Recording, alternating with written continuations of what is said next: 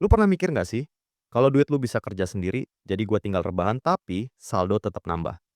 Nah, di dunia kripto ada konsep kayak gitu bro, namanya yield farming. Nah, kalau kita bahas, yield farming itu sebenarnya kayak lu punya duit, terus lu taruh duit itu biar kerja buat lu. Jadi lu nggak cuma simpen doang, tapi lu sewain atau pinjemin ke orang lain lewat sistem blockchain. Dan dari situlah, lu bisa dapat bayaran atau bagi hasil. Analoginya gini bro, bayangin lu punya motor, tapi males narik. Terus lu kasih motornya ke temen lu yang rajin jadi ojol. Nah, tiap kali dia dapat orderan, lu bakal dapat bagian dari hasil nariknya. Misalnya lu punya token USDT atau ETH. Daripada diem aja di wallet, lu bisa taruh ke platform DeFi kayak Uniswap atau Aave. Dari situ, token lu dipakai orang lain buat trading atau pinjam duit.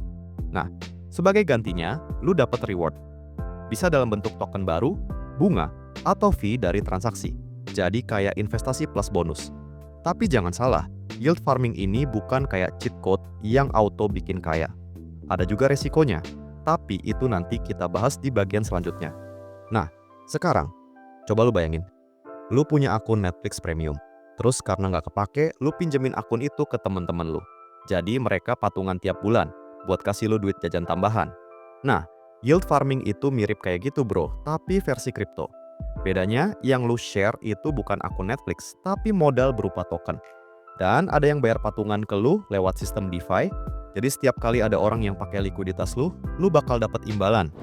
Jadi gampangnya gini bro, yield farming itu konsep di mana duit lu nggak bakal nganggur, tapi diputerin di dunia DeFi biar jadi duit lagi. Kedengarannya enak, tapi jangan langsung kepedean bro. Soalnya kalau lu nggak ngerti, bisa-bisa duitnya hilang duluan sebelum sempat jadi duit lagi. Nah, sampai sini lu udah punya gambaran dasar soal apa itu yield farming. Di bagian selanjutnya kita bakal kupas lebih dalam.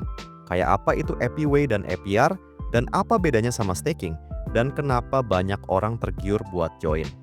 Oke, jadi tadi kita udah bahas soal gambaran kasarnya. Jadi, sekarang kita bakal bongkar lebih dalam. Nah, kalau lu terjun ke dunia yield farming, lu bakal sering nemuin istilah APR dan APY. Tapi apa sih sebenarnya APR dan APY itu? Jadi gini bro, APR itu singkatan dari Annual Percentage Rate. Ini bunga tahunan tanpa dihitung efek bunga berbunga. Ini mirip kayak lu nabung di bank, setahun bisa dapat 5%. Sedangkan APY itu singkatan dari Annual Percentage Yield. Ini bunga tahunan tapi dihitung plus bunga berbunga.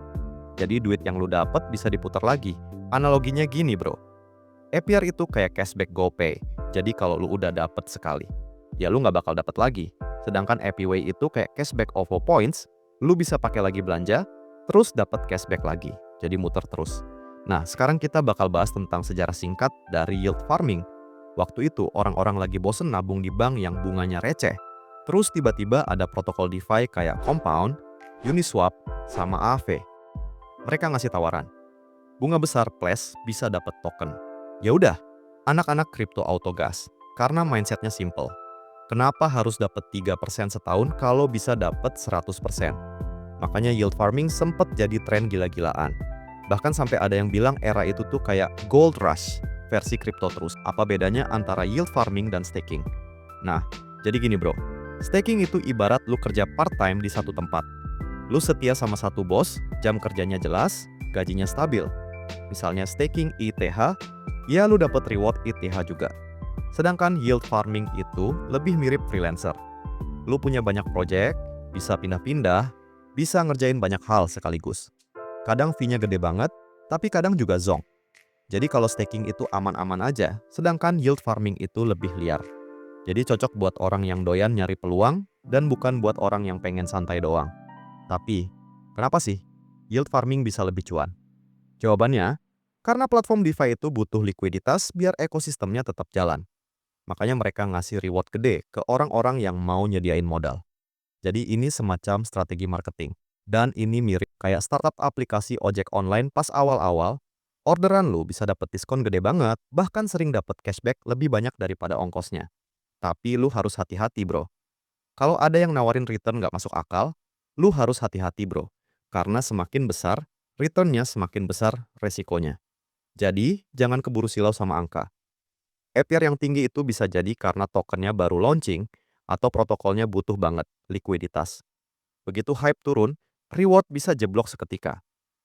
Jadi APY dan APR itu cuma cara ngitung bunga, biar lu tahu perkiraan cuannya. Jadi, yield farming muncul karena DeFi butuh insentif biar orang mau naruh modal. Return gede bukan berarti tanpa resiko, karena pasti ada resiko di baliknya. Jadi, yield farming itu ibarat jalan tol shortcut. Bisa bikin lu sampai tujuan lebih cepat, tapi juga banyak jebakannya kalau lu salah jalur.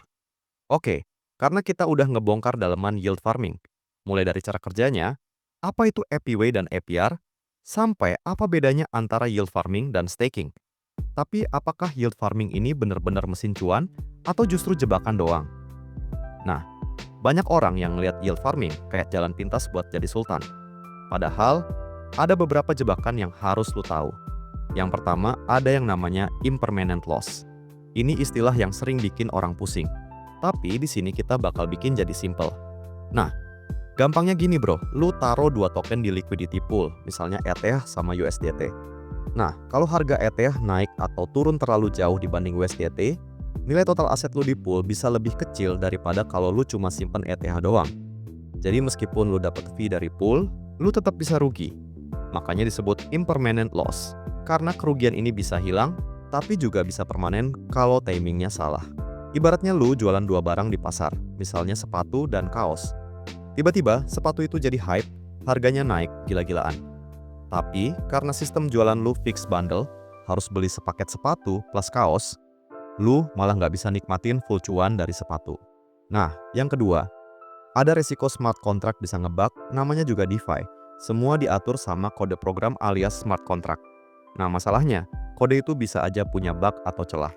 Dan kalau hacker udah tahu celahnya, dana di protokol bisa raib. Ketiga, banyak platform scam. Nah, ini yang paling horor bro. Ada proyek baru muncul dan nawarin APY sampai ribuan %.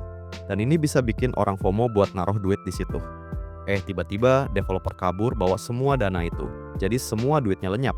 Jadi intinya, yield farming itu bukan buat semua orang bro. Makanya, kalau lu baru nyemplung ke kripto, jangan langsung ngerasa yield farming adalah jalan ninja utama buat jadi kaya. Pahamin cara kerja poolnya, pelajari tokenomics, dan jangan lupa pelajari resikonya. Karena di kripto, pengetahuan itu literally bisa jadi tameng lu buat tempur. Intinya, yield farming itu ibarat ladang digital.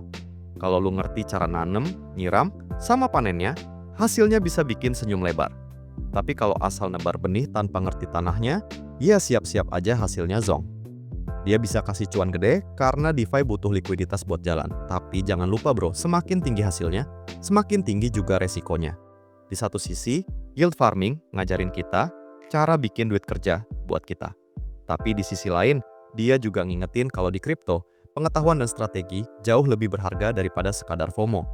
Jadi, yield farming bukan soal cepat kaya, tapi soal ngerti permainan. Dan kalau lu belum siap-siap, lu bakal rugi besar. Nah, mungkin itu aja untuk video kali ini. See you in the next video.